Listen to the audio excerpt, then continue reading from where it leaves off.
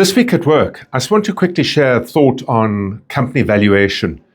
We recently met with a very dynamic business driven by a very dynamic individual.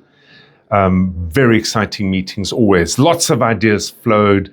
And of course, the question was asked, 5 years from now, where are we?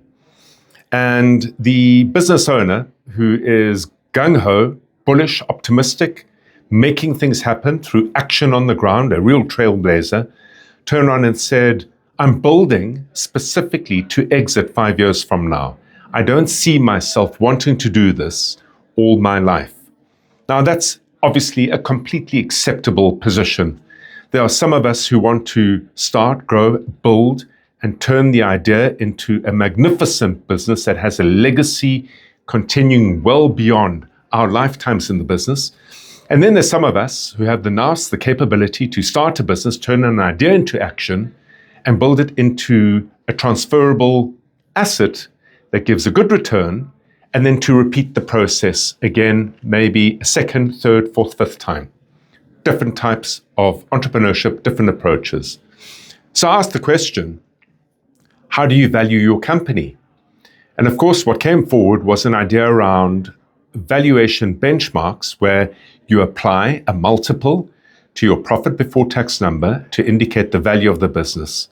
And therefore, to affect the valuation of the business, you look to improve that profit before tax number.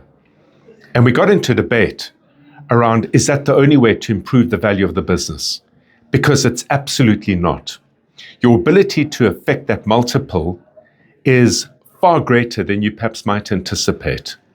If you understand the 5 levers that drive that multiple, that turn the industry benchmark multiple of, say, for example, a 4 to a 5 or a 6 or a 7 or an 8 or a 9, if you understand that from the get-go, the early stages of a business, it not only empowers you to make sure that all the investment in time and attention, in money, in stress, in sacrifice, in creative thought, call it what you will, all that effort today that you're generating in order to first and foremost generate revenue before capital value can at the same time generate both.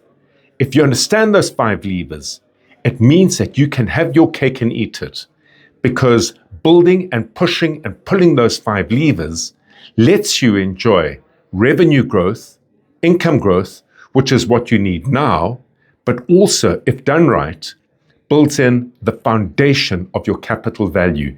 It's incumbent on all of us to understand that sooner rather than later. Until next week at work, have an entrepreneurial day.